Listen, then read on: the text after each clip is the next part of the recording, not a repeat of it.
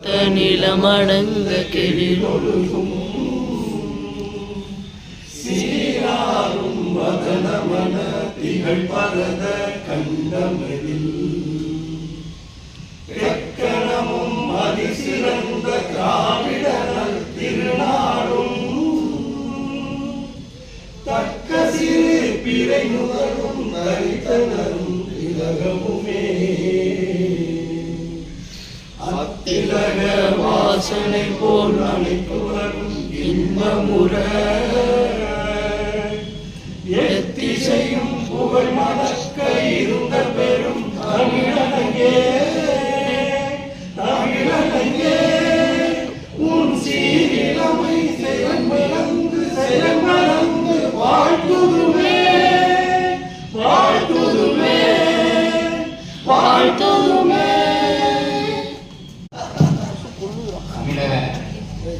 தமிழக அரசின் தமிழ் வளர்ச்சித்துறை மூலம் திருப்பணிக்கு பங்காற்றும் பாரதி இலக்கிய மன்றம் நடத்தும் இந்த நிகழ்வு 16வது வார நிகழ்வாகும்.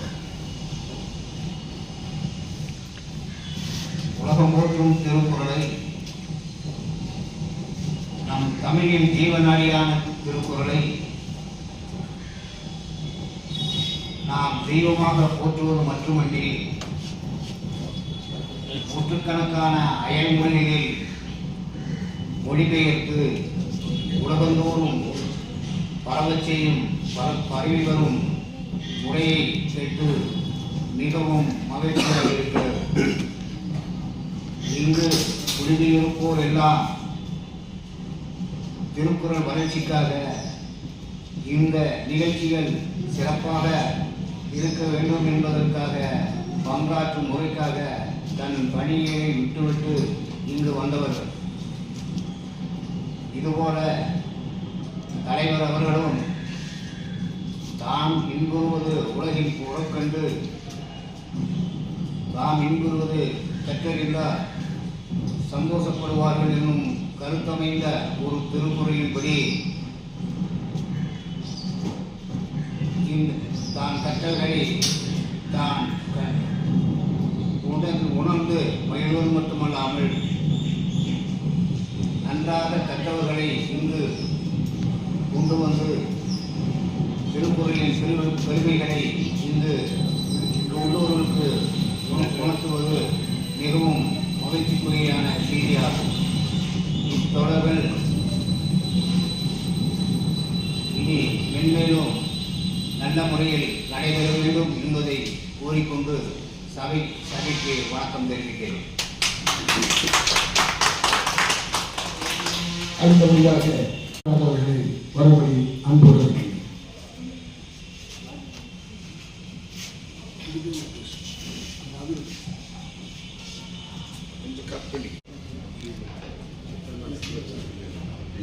அந்த பத்தி பொறுத்து வச்சாரா அவரு பத்தி ஒன்று கொசு பத்தி ராமனே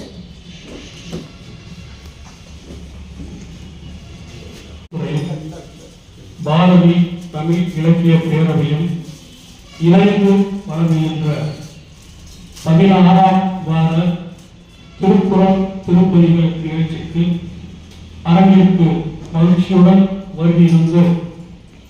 தங்களுடைய திருக்குறளின் உள்ள அன்பையும் பாசத்தையும் பற்றையும் வெளிப்படுத்தும் விதமாக வருகின்ற ஆண்டோர்களையும் சான்றோர்களையும் வருக வருக என்று அன்புடன் பாரதிய இலக்கிய பேரவையின் சார்பாக வரவேற்கின்றேன்.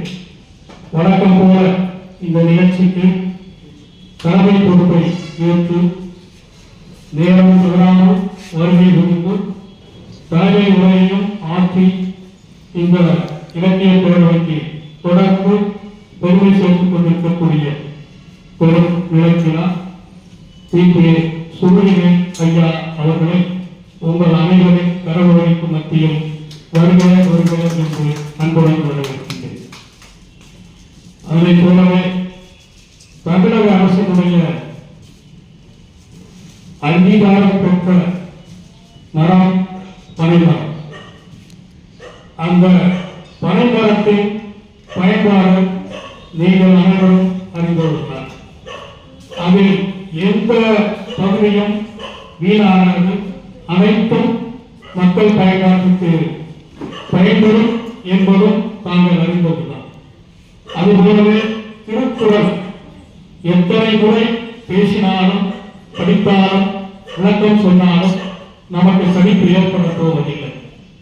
அந்த வகையில் இந்த பாரதி இலக்கிய பேரவையில் இந்த பெரும் பொறுப்பை ஏற்று முதலில் 15 வாரங்கள் மட்டும்தான் கம்பம் பாரதி இலக்கிய பேரவை நடத்த வேண்டும் என்று மாவட்ட தமிழ் வளர்ச்சி நிர்வாகம் அனுமதி கொடுத்திருந்த போதிலும் பாரதி இலக்கிய பேரவை முன்னெடுத்து செய்கின்ற அந்த முன்னெடுப்பையும் சிறப்பையும் பார்த்து நீங்களே 30 வாரமும் இந்த நிகழ்ச்சியை நடத்துங்கள் என்று அனுமதி கொடுத்த சிறப்பு நம்முடைய பாரதி இலக்கிய பேரவைக்கு சாரும். அந்த பெருமைக்கு பெரும் சொந்தக்காரராக விளங்கக்கூடியவர் நாம் மதிப்பிற்கும் மரியாதைக்குரிய கவிஞர் பாரதி செல்வர் அண்ணன் பாரதன் அவர்களை உங்கள் அனைவரின் சார்பாக வருக வருக என்று நான் வரவேற்கின்றேன். அதனைப் போலவே எங்களது இலக்கிய பேரவையில் அண்ணன் பாரதன் அவர்களுடன் இணைந்து நெடுங்கால் இந்த இயக்கத்தில் பயணித்து அனைத்து நிகழ்ச்சிகளிலும் தன்னுடைய முத்திரையை பதித்து இந்த இலக்கிய சேவையை ஆற்றி வரக்கூடிய எங்களுக்கெல்லாம் தமிழ்பால் புகட்டிய தமிழாசிரியர், என்னுடைய வழக்காசிரியர், பெரும் மதிப்பிற்கும் மரியாதைக்கும் உரிய ஐயா சேருமாறன் அவர்களை உங்கள் அனைவரும் சார்பில் வருக வருக என்று அன்புடன் வரவேற்கின்றேன். அதனைப் போலவே இந்த இலக்கிய பேரவையில் வயது ஏற ஏற பொது சேவைக்கான வயதை குறைத்துக் கொண்டு தன்னுடைய சுறுசுறுப்பை இரும்புக்கு நிகராக, தேவைக்கு நிகராக தன்னை இணைத்துக் கொண்டு இந்த இலக்கிய பேரவை நிகழ்வுகளை தன்னை ஒப்படைத்து பணியாற்றிக் கொண்டிருக்கக்கூடிய கம்பம் நகராட்சியின் முன்னாள் மேலாளர் மதிப்பிற்குரிய ஐயா கு. தர்மர் அவர்களை வருகின்ற உங்கள் அனைவரும் சார்பாக வரவேற்கின்றேன். அதனைப் போல கவிதை பல சமைத்து இந்த இலக்கிய பேரவை தனக்கென ஒரு கவிதை அடையாளத்தை வைத்துள்ள புதுப்பட்டியை சார்ந்த ஐயா மனோகரன் அவர்களை வருகிற வருகை என்று அன்புடன் வரவேற்கின்றேன். அதனைப் போலவே கடந்த கூட்டத்தில் ஒரு கூட்டத்தில் தவறாமல் வருகை குறித்து கடந்த அப்துல் கலாம் ஐயா அவர்களுக்கான பாராட்டு விழாவில் முன்னிலை பொறுப்பினை ஏற்று சிறப்பித்த திரு அழகேசன் ஐயா அவர்களை வருவோம் என்று அன்புடன் வரவேற்கின்றேன். இந்த நிகழ்ச்சிகளை நமக்கெல்லாம் ஒரு வலைதளத்தில் ஒரு பதிவை பார்த்து மற்றவருக்கு அனுப்புங்கள் என்று சொன்னால் நாம் அனுப்புவதற்கு ஒரு வாரம் ஆகிவிடும். ஆனால் அன்றைய நிகழ்வுகளை அன்றே படம் பிடித்து அதை யாருக்கெல்லாம் அனுப்ப வேண்டும், தமிழ் நெஞ்சங்கள் முழுவதிலும் அது சென்றடைய வேண்டும் என்ற நோக்கத்தில் பாரதி இலக்கிய பேரவையில் தன்னை முழுமையாக இணைத்துக் கொண்டு தன்னுடைய புதல்வர் பியூன் அவர்களையும் இணைத்துக் கொண்டு எங்களுக்கு அரிய சேவை செய்து வருகின்ற மதிப்புக்குரிய கோவிலாக முருகேசன் அவர்களையும் அவரது புதல்வர் பியூன் அவர்களையும் வருகிறார்கள் என்று அன்புடன் வரவேற்கின்றேன். இந்த கூட்டங்களில் ஒரு சில கூட்டங்களுக்கு தான் வருகை புரிந்திருப்பார். திரு அப்துல் கலாம் ஐயா அவர்களுடைய வகுப்பு தோழர் அவரை பார்ப்பதற்காக அதன் பாரத அவர்களிடம் எப்படியாவது அவருக்கு நான் சாலை அறிவிக்க வேண்டும், நீங்கள் அனுமதி கொடுங்கள் என்று நம்முடைய தலைவர் பாரத அவர்களிடம் அனுமதி பெற்ற அப்துல் அஜீஸ் அவர்கள் இந்த திருக்குறள் நிகழ்ச்சிக்கு வருகை கொடுத்துள்ளார். உத்தரவாதத்திலிருந்து அவரையும் வருக வருக என்று அன்புடன் வரவேற்கின்றேன். அதனைப் போலவே கடந்த வாரம் திருக்குறளின் அறிவு மேலாண்மை பற்றி உரை நிகழ்த்திய ஜெயந்தி ஆசிரியை அவர்களின் உரை கடந்த வாரம் நடந்தது. அந்த உரைக்கு அவருடன் வந்து பெருமை சேர்த்து இப்பொழுது முன்னிலை பொறுப்பை ஏற்றிருக்கக்கூடிய ஓய்வு பெற்ற ஆசிரியர் கண்ணன் அவர்களை வருக வருக என்று உங்கள் அனைவரும் சார்பாக பாட வேண்டும். இங்கே யாருக்கு குரல் வறுமை, யாருக்கு குரல் இனிமை என்று தலைவர் தேடிய பொழுது படார் என்று உள்ளே வந்தார் நம்முடைய கவிஞர் அப்துல் ரஹ்மான் அவர்கள். இனிமையான பாடலுக்கும் அவருடைய வெற்றிக்கு பின்னால், ஒரு ஆணின் வெற்றிக்கு பின்னால் ஒரு பெண் எப்போதும் இருப்பார் என்பது நாம் அனைவரும் உண்மை, அறிந்த உண்மை. அந்த வகையில் இணைபடியா கம்பெனியர்களாக இந்த இலக்கிய பேரவை நிகழ்ச்சிகளை முழுமையாக பங்கேற்று சிறப்பிக்கக்கூடிய அப்துல் ரஹ்மான் அவர்களையும் அவருடைய துணையார் யாஸ்மின் அவர்களையும் வருகை வருகை என்று அன்புடன் வரவேற்கின்றேன். அதை போலவே கடந்த கூட்டத்திற்கு மட்டும்தான் ரூபா அவர்கள் வரவில்லை.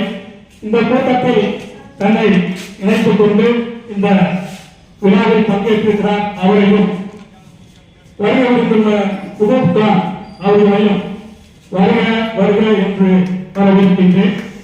பாரத இலக்கிய பேரவை நடத்துகின்ற பள்ளியில் பயிலக்கூடியவர், தன்னை பயிற்றுவித்துக் கொண்டிருக்கக்கூடிய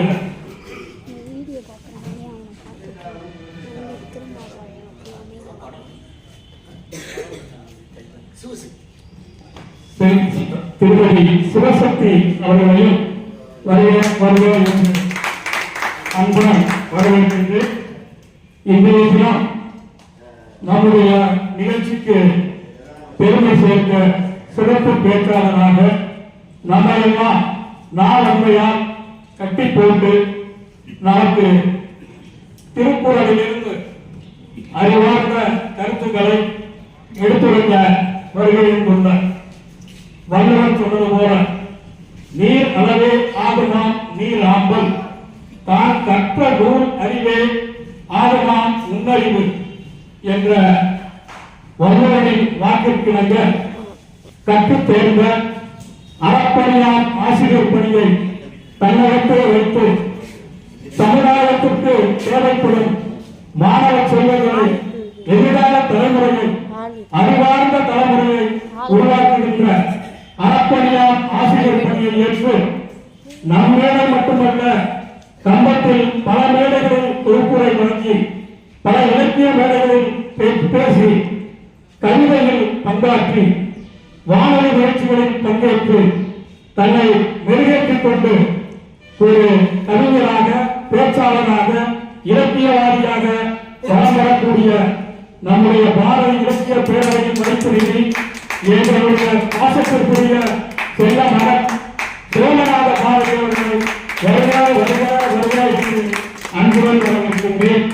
அதனைப் போலவே பெயர் தெரியாமல் யாராவது பெயரால் விடுவித்திருந்தாலும் உங்களை சிறந்தாழ்ந்து வருக வருக என்று நான் வரவேற்கின்றேன்.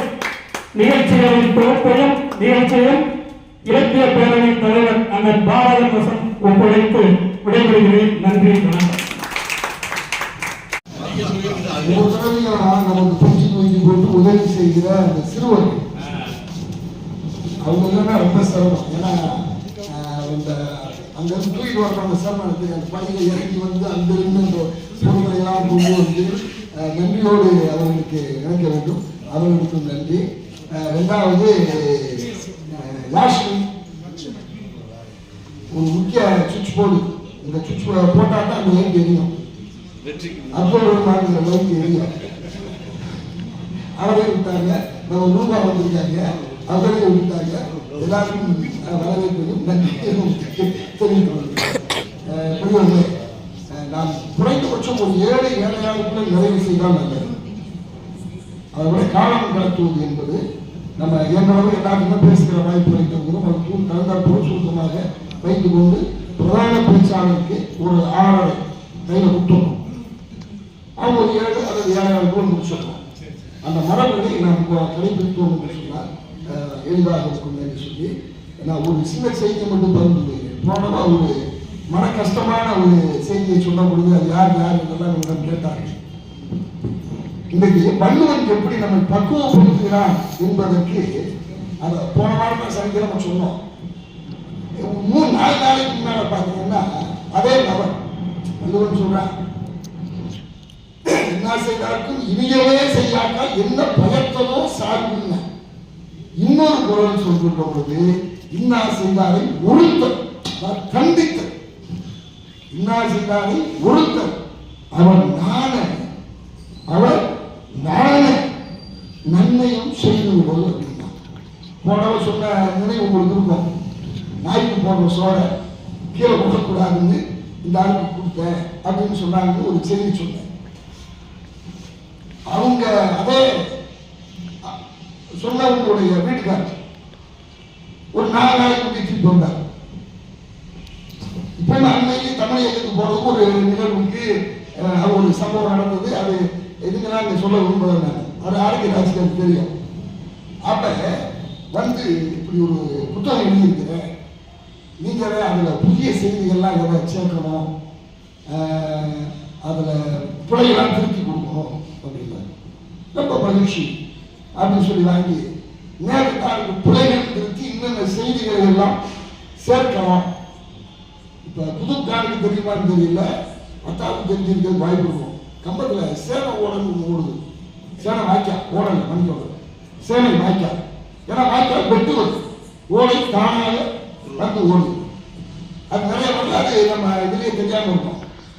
அது இந்த மேற்கே பெய்கின்ற மலை கம்பத்துக்கு பிறகு அடிமை கொடுத்து கொண்டிருந்த பொழுது அதை கடத்துவதற்கு சேனை ராவத்தன் என்று சொல்லக்கூடிய ஒரு பெரியவர் அந்த காலத்திலே இந்த வாய்க்காலை விட்டு இருக்கிறார். அதனால சேனை ராவத்தர் ஓடை, அது பின்னால ராவத்தர் காலியாகி சேனை ஓடையா அது இப்ப கழிவுநீர் செல்கின்ற ஓடையாக ஆகிப்போயிருந்தது. அது இன்னொரு நிகழ்வு நடந்திருக்கு. அந்த ஓடை வெட்டி போகிற பொழுது சிஎஸ்ஐ பள்ளிக்கூடம் அந்த இடத்துல தட்டுது. ஐசக் போவதற்கு தெரியும் ஒன்று இருக்கும். அந்த ஐசக் போவதில் அப்போ உயிரோட இருந்தாங்க.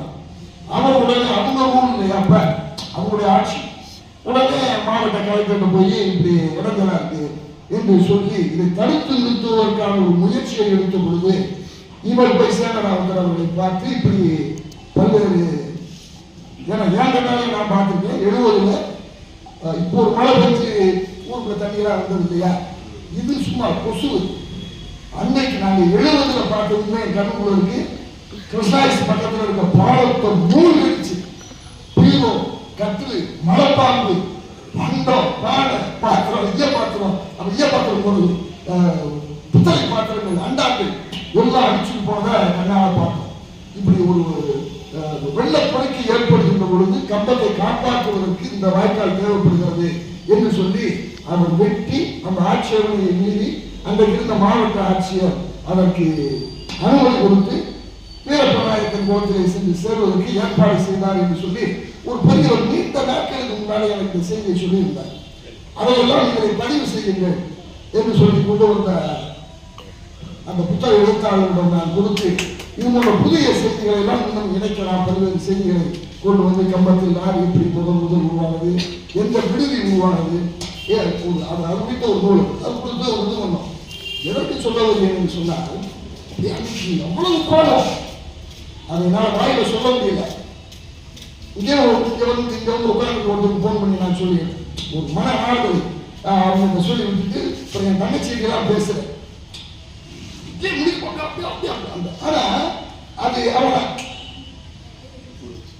ஏன்னா நம்மளுடைய பக்குவம் எது பக்குவப்பட்டிருக்கு, தமிழ் பக்குவப்பட்டிருக்கிறது, குரல் நம்மை பக்குவப்பட்டிருக்கு.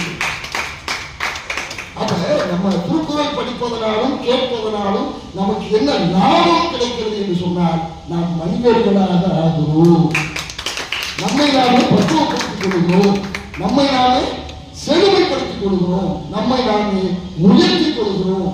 இதற்கு இந்த திருக்குறள் பெரிய உதவியாக இருக்கிறது என்பதற்கு இந்த திருக்குறள் பயிற்சி வகுப்பு வெற்றி பெற்றிருக்கிறது என்பதற்கு இந்த நிகழ்வு ஒரு சான்றாக இருக்கிறது என்று சொல்லி அடுத்தபடியாக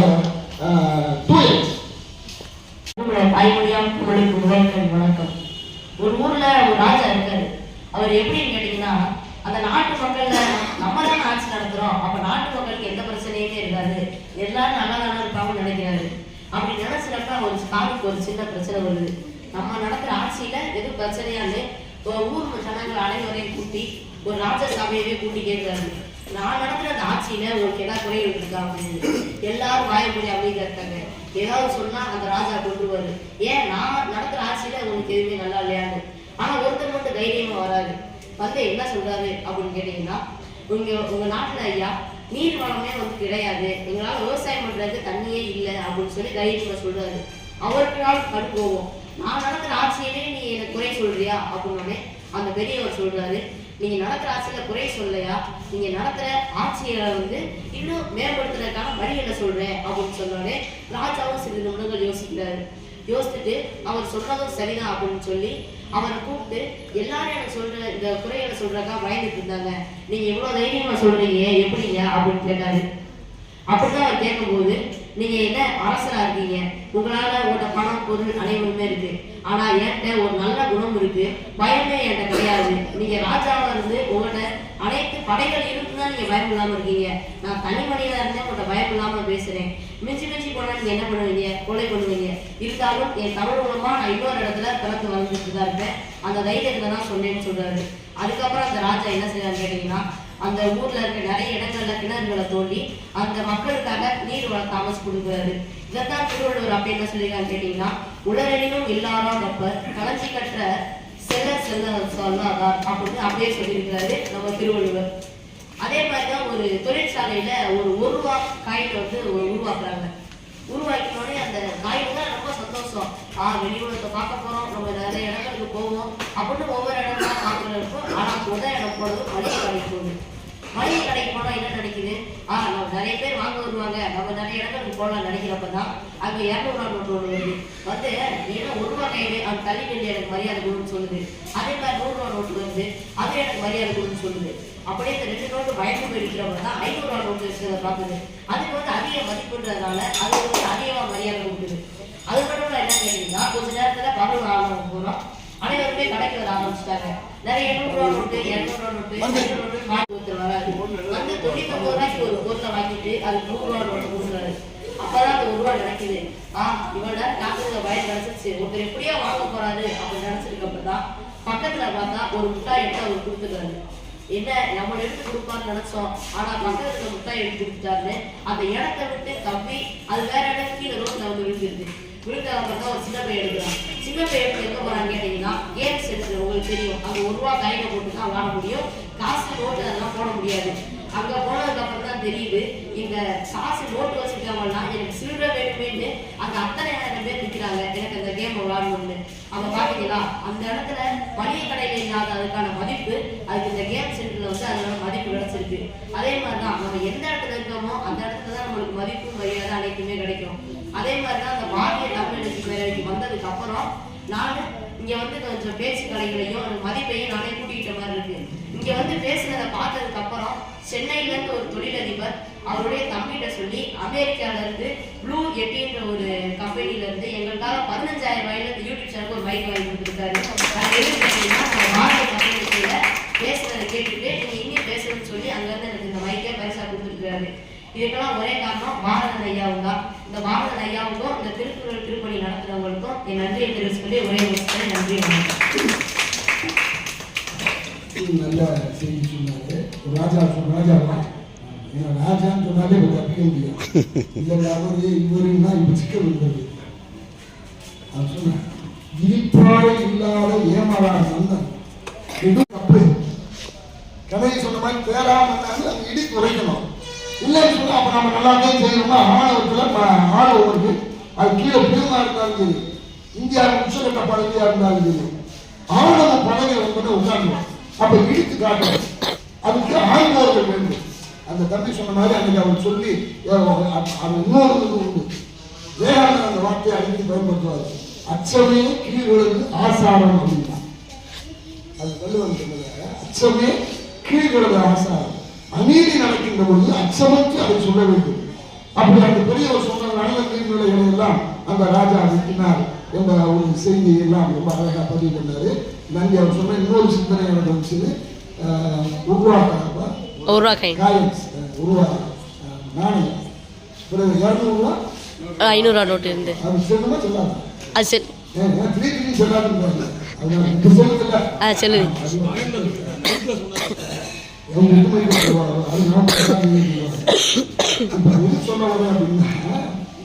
சிறுசு பெருசு எதுவுமே இல்லை.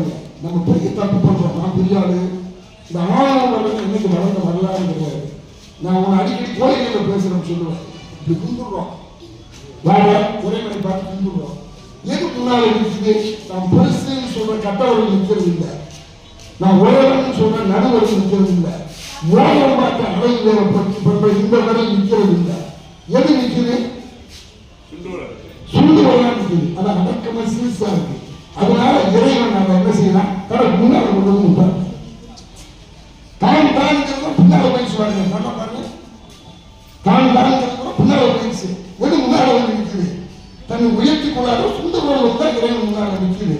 ஆகினால இதில் உயர்வு இது தாழ்வு என்று இல்லாமல் மனிதர்கள் சமமாக இருக்க வேண்டும் என்ற நல்ல செய்தியை பதிவு செய்த தம்பி தூயர் அவர்களுக்கு நன்றி கூறி அடுத்து லாஸ்மி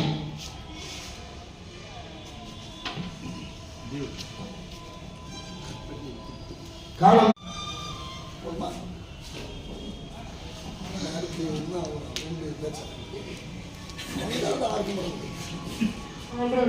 பணிவான மாலை வணக்கம். நான் இந்த உலகிற்கு வர காரணம் என் பெற்றோர். என்னிடம் இந்த உலகமே வருவதற்கு காரணம் என்னுடைய ஆசிரியர். இது அலெக்சாண்டர், மாவீரர் அலெக்சாண்டருடைய கூற்று. தன்னுடைய ஆசிரியர் அரிஸ்டாட்டிலை பற்றி தான் அவர் இந்த மாதிரியான ஒரு ஸ்டேட்மெண்ட் கொடுக்கிறார். அப்போ ஒரு ஆசிரியர் ஒரு மாணவனுடைய மனதிலே சென்று அமர வேண்டும் என்றால் அவர் எத்தகைய உயர்ந்த பண்புடையவராக இருந்திருக்க வேண்டும். அப்போ அப்படிப்பட்ட ஆசிரியர் எப்படி இருக்க வேண்டும் என்பதற்கான ஒரு இலக்கணத்தை நன்னூல் கூறுகிறது. உலக அறிவோடு உயர்ந்த பண்புகளும் கலந்திருப்பவனே ஆசான் என்பதற்கான ஒரு இலக்கணத்தை நன்னூல் கூறுகிறது. அந்த இலக்கணத்திற்கு உட்பட்டு உயர்ந்த உலக அறிவோடு உயர்ந்த பண்புகளோடு இருக்கக்கூடிய ஆசான் நம்முடைய திருவள்ளுவர் என்பதில் எந்த சந்தேகமும் இல்லை. அத்தகைய ஆசானை கொண்டாடுவதற்கான ஒரு வாய்ப்பை ஒவ்வொரு வாரமும் ஏற்படுத்தி கொடுத்திருக்கும் தமிழக அரசுக்கு நாம் அதை மேற்கொண்டு செய்து கொண்டிருக்கும் மிக சிறப்பாக செய்து கொண்டிருக்கும் நம்முடைய தமிழ் ஐயா அவர்களுக்கும் நெஞ்சார்ந்த வாழ்த்துக்களை பாராட்டுகள். இப்படிப்பட்ட ஆசான்களும் நம்மை வாழ்க்க வந்த மகான்களும் இறை நேசர்களும் இறை தூதர்களும் எத்தனையோ கருத்துக்களை கூறி நம்மை வழிநடத்தி கொண்டிருக்கின்றனர். ஒரு முறை இந்த கதையில தெரிஞ்சிருக்கலாம், நபிகளார் ஒரு சகாபாக்களோட பேசி கொண்டிருக்கும் பொழுது ஒரு மூதாட்டி பழங்களை கொடுக்கிறார். அந்த பழங்களை வாங்கிய நபிகளார் முழுவதுமாக அந்த ஒவ்வொரு திராட்சை பழங்களாக தின்று முடித்து விடுகிறார். அப்ப யாருமே அதை கவனிச்சுட்டே இருக்காங்க, யாரும் கேட்கல. அப்ப மாலை நேரத்துல நபிகளார பார்த்து கேட்கிறாங்க, நீங்க எப்பொழுதும் எது உண்டாலும் பகிர்ந்துதானே சாப்பிடுவோம், நீங்க இந்த தடவை ஏன் நீங்க எல்லா பழங்களையும் நீங்களே சாப்பிட்டீங்க அப்படின்னு சொல்லி கேட்கும்போது நபிகளார் சொன்னாங்களாம், அதாவது ஒரு பழத்தை சாப்பிடும் போது ரொம்ப புளிப்பா இருந்தது. அந்த மூதாட்டி பார்த்துட்டே இருந்தாங்க. நான் உங்களுக்கு கொடுத்துருந்தேன்னா நீங்க என்ன செஞ்சிருக்கீங்க, புளிக்குதுன்னு சொல்லியிருக்கீங்க. அதை கேட்ட உடனே மூதாட்டிக்கு ரொம்ப வருத்தமாயிருக்கும். அப்போ அந்த வருத்தம் படக்கூடாது என்பதற்காகவே நான் எல்லா பழங்களையும் ஒன்றுவிட்டேன் என்று சொன்னாராம். இப்படி எத்தனையோ காரணங்கள் இருந்தாலும் கூட மனதை நோக வைக்க கூடாது என்கின்ற உயர்ந்த ஒரு பண்பை நமக்கு கற்றுக் கொடுத்த நபிகளாரை நாம் மறுக்க முடியுமா?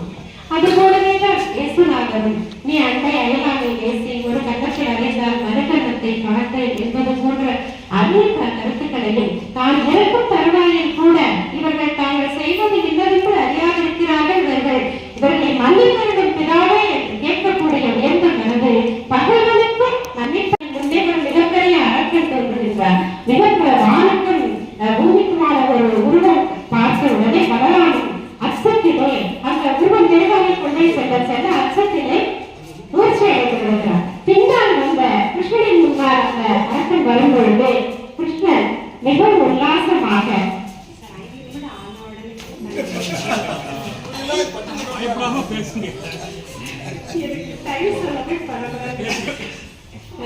கிருஷ்ணன் முன்னாடி வந்தவுடனே அந்த அரக்கன் வந்தவுடனே கண்ணன் கொஞ்சம் கூட அச்சமின்றி பிள்ளையை எடுத்து ஊழ ஆரம்பித்து உல்லாசமாக புன்னகைத்துக் கொண்டே இருந்தார். அந்த சமயம் அந்த அரக்கனை ஒருவர் மிக மிக சிறியதாகிக் கொண்டே வந்து மறைந்து விட்டதாம். அப்போ இதுக்கு பலராமன் மூச்சை தொலைந்து வந்து கேட்பார், அரக்கனை பார்த்து நீங்கள் மட்டும் பயப்படவில்லையே கண்ணா எப்படி என்று கேட்கும் போது அந்த அரக்கனை உருவமானது உன்னுடைய பயத்தின் அளவுதான், உன் பயம் கூட கூட அந்த அரக்கனை உருவம் பெரிதாகிக் கொண்டே வந்தது, அதனால் நீ பயந்து விட்டாய். நான் கொஞ்சம் கூட அச்சப்படவே இல்லை, அதனால் அந்த உருவம் சிறிதாகிக் கொண்டே வந்து மறைந்து விட்டது நம்ம பிரச்சனையே பத்தி யோசிச்சுட்டே இருக்கா அவங்களுக்கு நிறைய பிரச்சனைகள் தான் வரும் அப்படின்னு சொல்லுவாங்க. யார் தீர்வை பற்றி சிந்திக்கிறார்களோ அவர்களுக்கு தீர்வுக்கான வழிகள் புலப்படும் என்று சொல்லுவார்கள். இப்படி ஈரோட்டன் லட்சுமணி மறைமொழிகளை நாம் மறக்க முடியுமா? இவ்வாறு நம்மை விட்டு சென்ற எத்தனையோ ஆசான்களும் அறிஞர்களும் எவை தூதர்களும் நமக்களித்த அந்த இனிய சொற்கள் அனைத்துமே இன்றும் நம்மை வழிநடத்திக் கொண்டிருக்கின்றன. இதைத்தான் ஐயர் சொல்வார், நிறைமொழி மாந்தர் பெருமை உனக்கு மறைமொழி காட்டிவிடும். இப்படிப்பட்ட நெறிமொழிகளை தரக்கூடிய இந்த மாந்தர்கள் மறைந்தால் கூட அவர்கள் விட்டு சென்ற மந்திர சொற்கள் அவர்கள் யார் என்பதை உணர்த்திக் கொண்டே இருக்கும், நம்மையும் வழிநடத்திக் கொண்டே இருக்கும் என்று. இந்த மறைமொழிகள்லாம் எதற்காக நம்மை அறவழியில் நடத்துவதற்காகத்தான். அந்த அறம் இந்த சமூகத்தில் எப்படி இருந்து கொண்டிருக்கிறது என்று பார்க்கும்போது குழந்தைகள் மத்தியில இந்த அறம் வந்தாதான் கடைசி வரைக்கும் அந்த அறம் வளர்ந்து கொண்டே இருக்கும். இன்னைக்கு குழந்தைங்க விளையாட்டை பார்த்தோம்னா அந்த பப்ஜி கேம் விளையாடுறாங்க. அதுல ஒருத்தர் அடிச்சு துப்பாக்கியால ஷூட் பண்ணிட்டு அப்படி முன்னே போறாங்க.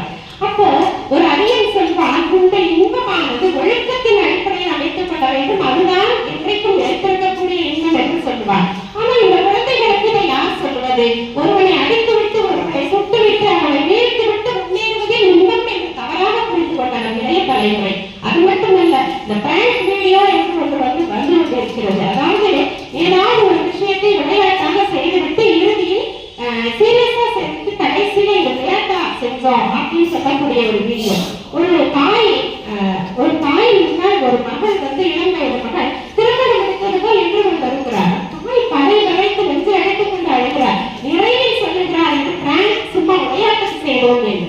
ஒருவரை பதைக்க வைப்பதில் கிடைக்கும் இன்பம் அது என்ன மாதிரியான இன்பம்? இதை இந்த சமூகம் இப்பொழுது நார்மலைஸ் பண்ணிவிட்டது என்ற அச்சம் ஏற்படுகிறது. ஒரு தூங்கிக்கிட்டு இருக்க ஆளை எழுப்பணும்னா கூட நம்ம மெதுவாக காலை பிடிச்சு மெதுவாக எழுப்புறோம், அவங்க பதைப்படைக்கூடாது என்று.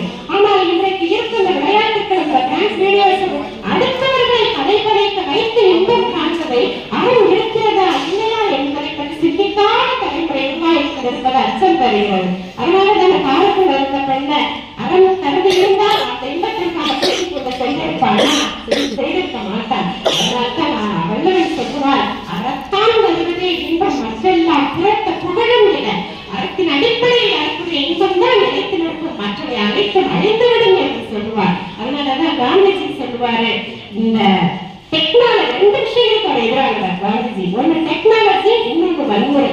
இந்த டெக்னாலஜி என்ன செய்யும்? மூளையை ஷார்பன் பண்ணிட்டே இருக்கு, மூளையை நல்ல கூர்மையாக்கிட்டே இருக்கு. ஆனா மனித மனங்கள் என்ன ஆயிட்டே இருக்கு? அறத்தை விட்டு சார்ந்து மழிந்து கொண்டே செல்கின்றன. அதனாலதான் இந்த 2 விஷயங்களை பார்த்து காந்திஜி ரொம்ப பயப்பட்டார். ஆனா இன்னைக்கு இருக்க டெக்னாலஜி வன்முறையை வளர்த்து அவன் தவறியவர்களாக உண்டாகிக் கொண்டே செல்கிறது. அதுதான் வள்ளுவன் சொல்வான், அறப்போலின் கூர்மை அடையும் மரப்போல்வர் மக்கட்பண்பில்லாதவர். இந்த அறம் இடையினரா அறம் அந்த இரும்பு கருவிகளை தேய்த்து கூர்மையாக்குகின்ற அந்த அறப்போல் கூர்மையான மூளை படைத்தவர்களாக இருந்தால் கூட மக்கள் பண்பு இல்லை என்றால் அவர்கள் நெடுமரத்துக்கு சமானமானவர்களே என்பதாக சொல்லுவாங்க. இனி அடுத்த வாரம் என்று நினைக்கிறேன். நேரம் கருதி நிறைவேற்றும் இந்த வாய்ப்புக்கு நன்றி கூறி இந்த திருப்பணிகள் 7 பேர் பேசிக்கொண்டே இருக்க. ஒன்று, ஒரு மதத்தைச் சேர்ந்தவர்கள் தன் மதத்தை சார்ந்த நூல்களை தவிர மற்ற நூல்களை படிப்பது, தன்னுடைய மதம் மட்டுமே உயர்ந்தது என்று ஒரு கற்பனை எழுதுவதற்கு காரணம் பிறவற்றில் இருக்கின்றதை அறியாதது ஒரு காரணம். ஆனால் அவர்களுடைய யாசனம் பேசுகின்ற போது ஒவ்வொரு நாளும் நான் கவனித்து கொண்டிருக்கிறேன். இதிகாசங்களில் இருந்து, கீதையில் இருந்து, வேதங்களில் இருந்து பல்வேறு செய்திகளை அவர் இங்கே பதிவு செய்து கொண்டிருக்கிறார். பிரசமய நூல்களை அவரவருக்கு அவரவர் மாற்றம். ஆனால் அதே நேரத்தில் அடுத்த மாதங்களை நம்ம மாற்றங்களை இழிவுறுத்துவது என்பது தேவையில்லை. அந்த பண்பாடு இல்லாத காரணத்தினால்தான் இந்தியாவிலும் சரி உலகத்திலும் சரி மதச்சந்தையை பெருகி கொண்டிருக்கு. அதை ரொம்ப அற்புதமா அவர் உழைத்திருக்கிறார். அவருக்கு என்னுடைய நன்றியை தெரிவித்துக் கொள்வது. இந்த சமூக நல்லிணக்கம் என்பது என்றைக்கும் நம்முடைய தேவைப்படுவது. வள்ளுவன் அதைத்தான் சொல்லுகிறார். அதை சொல்லி அறிவிக்க யாஸ்மின் அவர்களுக்கு என்னுடைய நன்றியை கூறி அடுத்து வெண்மணி எண்ணி துணிவர் கருமன் துணிந்த எண்ணுவன் என்பது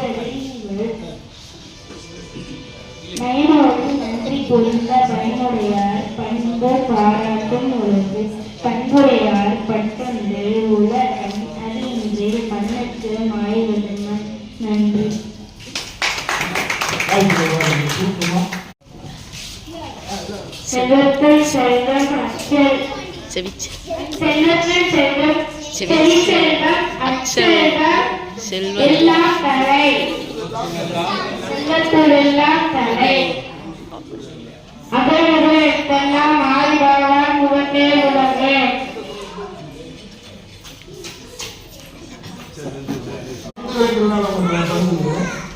ராஜேந்திர சிங் என்ற பெயர் கேள்விப்பட்டிருக்கீங்களா? ராஜேந்திர சிங் என்ற பெயர் கேள்விப்பட்டிருக்கிறீர்களா? இந்தியாவின் தண்ணீர் மனிதர் என்று அழைக்கப்படுவதை கேள்விப்பட்டிருக்கிறீர்களா? இந்தியாவின் தண்ணீர் மனிதர் உலகத்தின் மிகச்சிறந்த நீரியல் நிபுணர்களிலே ஒருவர். அவர் இப்ப இந்தியா முழுவதும் பயணம் செய்து நம்முடைய நீர்நிலைகளை எப்படி பயன்படுத்தலாம், அவர் மிகப்பெரிய சாதனையை சொந்த மாநிலத்திலே செய்து மாநில நடுவர் அரசினுடைய பரிசனை வென்றவர். உலகளவிலே புகழ்பெற்ற மனிதர். அவர் 13ஆம் தேதி அநேகமாக மதுரையோ கம்பனோ வருவதற்கான வாய்ப்பு இருக்கிறது. இன்று பகலிலே அவருடைய சார்பாக ஒரு வழக்கறிஞை பேசினார். இது ஏற்பாடு செய்ய முடியுமா அல்லது இன்னொரு வந்து 2 நாள் வருவார். நம்முடைய இருந்து வைகடம் வரை அனைத்து ஊர்களுக்கும் சென்று இந்த நீரியல் மேலாண்மையிலே ஒரு ஆர்வம் உள்ளவர்கள் இருப்பார். சுற்றுச்சூழல் காக்க வேண்டும் என்ற ஆர்வம். நம்ம போய் இலக்கியம் பேசிட்டு மட்டும் போறது நம்ம பணி கிடையாது, செயலில் இறக்க வேண்டும் இல்லையா? நான் ஒரு 10-20 பேர் அவருக்கு சொல்லியிருக்கிறேன். வாய்ப்புள்ளவர்கள் எல்லாம் அவர் வந்தால் அறிமுகம் உங்களுக்கு ஆர்வம் இருந்தால் குருசாமி என்ற வழக்கறிஞரை அறிமுகம் செய்திருக்கிறேன். 13ஆம் தேதி அவர் ராஜேந்திர சிங் வருவதற்கான வாய்ப்பு இருக்கிறது. நாம் நம்முடைய கம்பம் நம்முடைய பேரவையிலே டிசம்பர் 13 சொல்லியிருக்கிறார். இன்னொரு டிசம்பர் 11 அவர் சொன்ன மறுபடியும் தெரியும். பாரதி பிறந்த நாள் டிசம்பர் 11. கடந்த 3 ஆண்டுகளாக நாம் தொடர்ந்து அதுமுதல் கம்பத்தில் தான் செய்து கொண்டிருந்தோம்.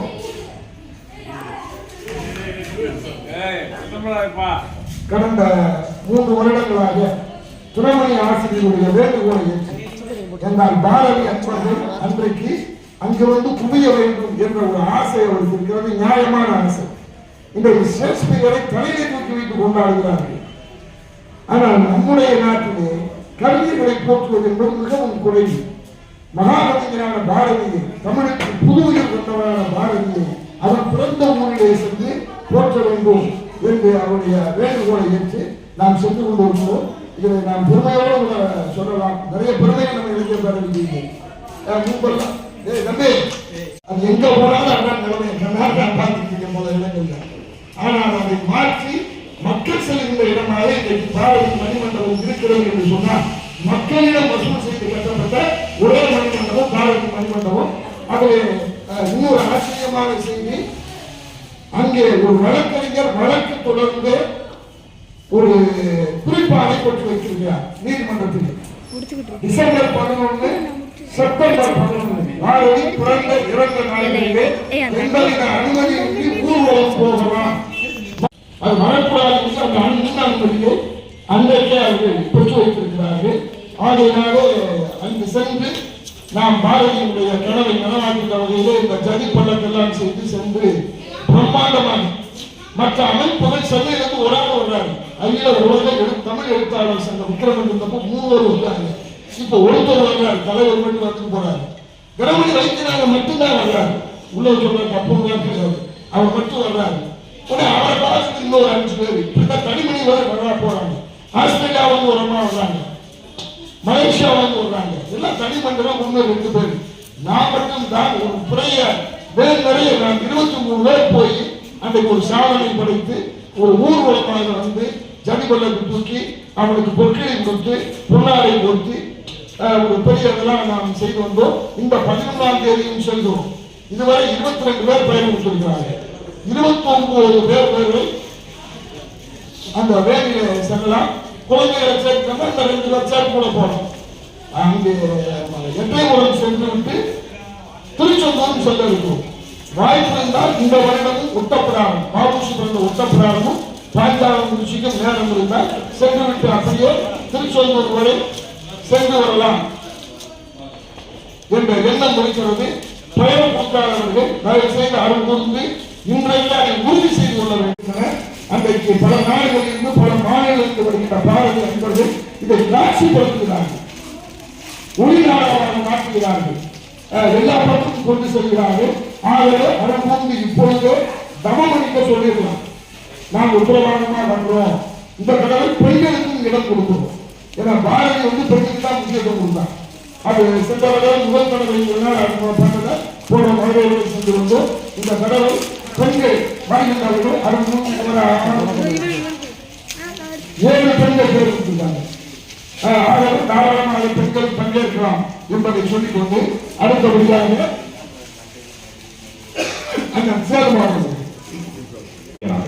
சொல்லுகின்றவர்களே, இந்த மாபெரும் இந்த பயிற்சி பட்டறையினை தொய்வில்லாமல் 16 வாரங்களாக நடத்தி கொண்டு வருகின்ற பாரதி தமிழ் இலக்கிய பேரவையினுடைய நிறுவனர் கவிஞர் பாரதம் அவர்களே, உறுதுணையாக நெறியாளராக இருக்கக்கூடிய திரு கண்ணன் அவர்களே, மற்றும் இங்கே மிக அருமையான கருத்துக்களை அதுவும் வள்ளுவத்துடன் இணைத்து பேசிய சான்றோர் பெருமக்களே, அறிவார்ந்த சபையினராக இங்கே வந்து அமர்ந்திருக்கக்கூடிய சான்றோர் பெருமக்கள், உங்கள் அனைவருக்கும் முதற்கண் வணக்கத்தினையும் நன்றினையும் தெரிவித்துக் கொள்கின்றேன். அறிவார்ந்த சபை என்ற காரணத்தினால் எந்த ஒரு சொல்லாக இருந்தாலும் சரி, பொருளாக இருந்தாலும் சரி, இடம் பொருள் ஏறும். எந்த இடத்துல பேசுறோம் அந்தந்த இடத்திற்கு ஏற்றாற் போல்தான் அது பொருள். ஏன் நான் இவ்வளவு விளக்கமாக சொல்கின்றேன் என்றால், திருக்குறளை பார்க்கும் பொழுது நாம் சில செய்திகளை மனதிலே வைத்துக் கொள்ள வேண்டும். முதலாவதாக முப்பால் எந்த பால்ல எந்த குறள் சொல்லப்பட்டிருக்கின்றது. இரண்டாவது எந்த அதிகாரத்தின் கீழ் சொல்லுகின்றார்.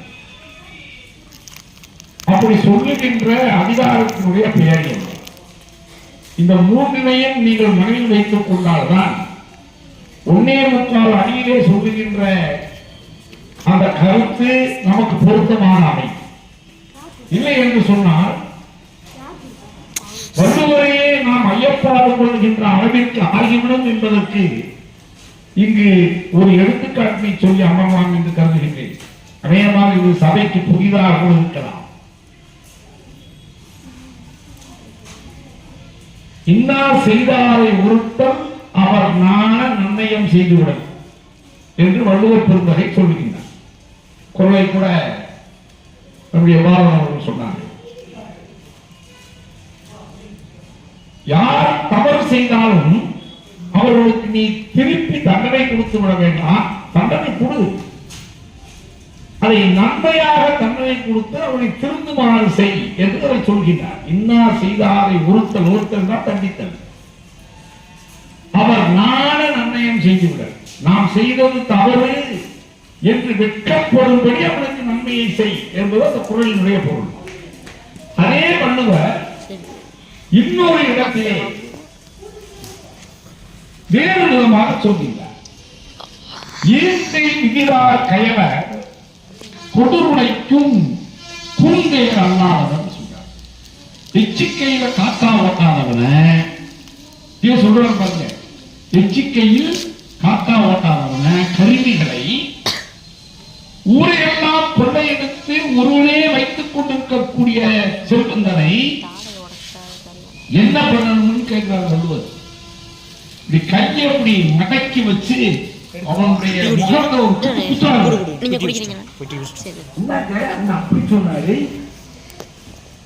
தண்ணி வரணும் இப்படி சொல்றாருன்னு சொன்னா நான் சொல்வதற்கு இடம் பொருள் ஏவல்.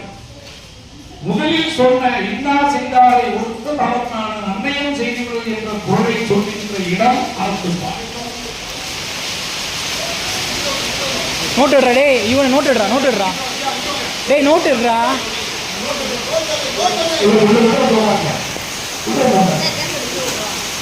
ஒரு டேபிள் கிடக்கணும்.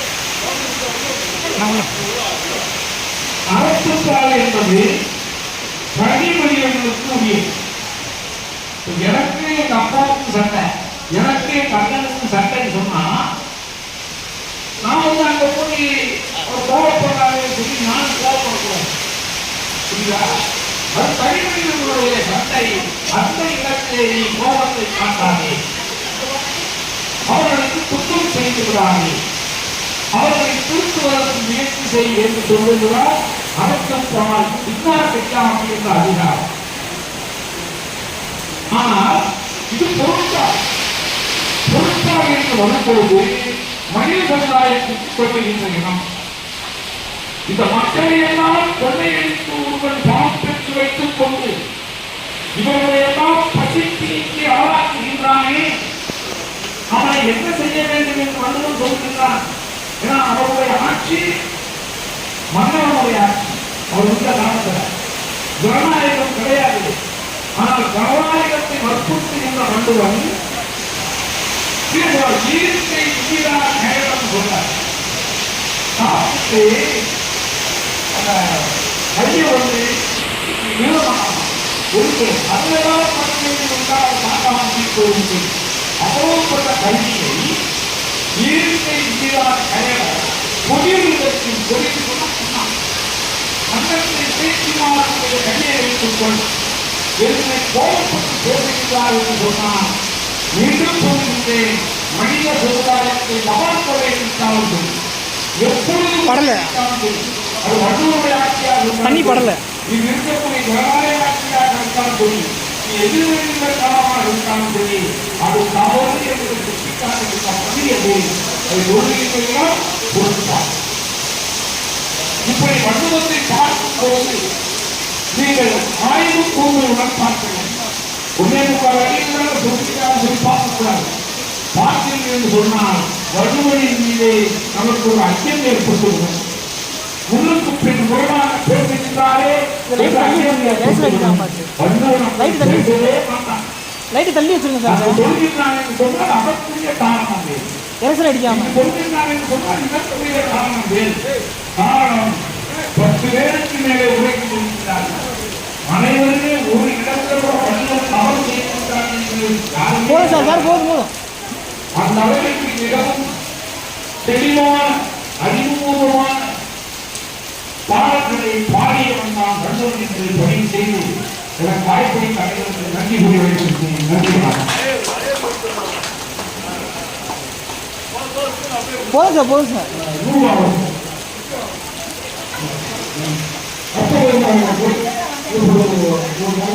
டீல கூப்பிடுறான். இந்த வரேன் அடுத்து டீல்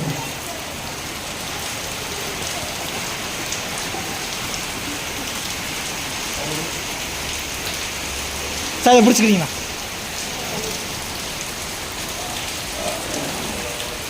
அந்த பாட்டை போட்டு பாட்டு இது இருக்காடா.